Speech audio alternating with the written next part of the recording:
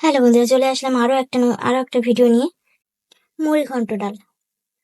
সর্বপ্রথম মুগের ডাল সুন্দর করে ধুয়ে ডাল সুন্দর ভেজে রাউন্ড করে ভেজে নিলে খেতে স্বাদ লাগে। দেখতে পাচ্ছেন ডালের সুন্দর একটা কালার হয়ে গেছে, সুন্দর একটা ঘ্রাণও বেরিয়েছে। এরপরে জলটা ঢেলে দেবো। একটা হলুদ দিয়ে দেবো, হলুদের গুঁড়া।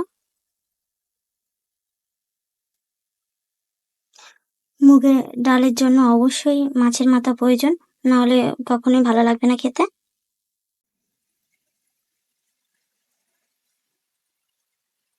মুগটা দিয়ে দেবো।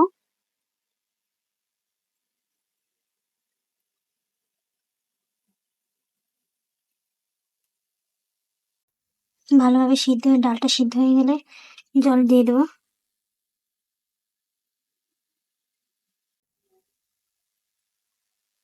আগে থেকে শুকনো লঙ্কা ভাজি ছিল, সেটা দিয়ে দিব।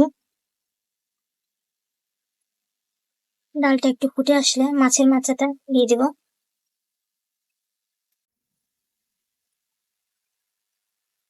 এখন ডালটা দিয়ে দেব।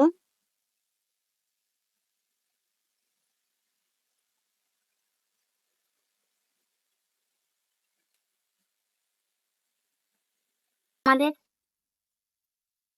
মুড়িঘন্ট ডাল এভাবে রান্না করে দেখবেন, আপনাদের ভালো লাগবে। এতক্ষণ দেখার জন্য সবাইকে ধন্যবাদ।